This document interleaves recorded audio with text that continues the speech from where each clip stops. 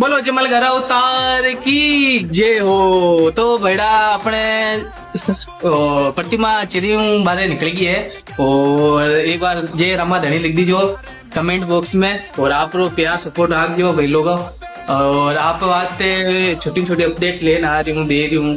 और पहली बात कही दू यार महादेव ग्रुप के वास्ते दो शब्द बता दू देवो के देव महादेव। और मैं तो महादेव रा ग्रुप है वैसा मैं क्यों है भोलेनाथ रा भक्त साउंडो महीनो कहीं नहीं कह सका। तो रामाधनी जय रामाधनी और एक छोटी आप भी दर्शन कर लो रामाधनी रा जय रामा।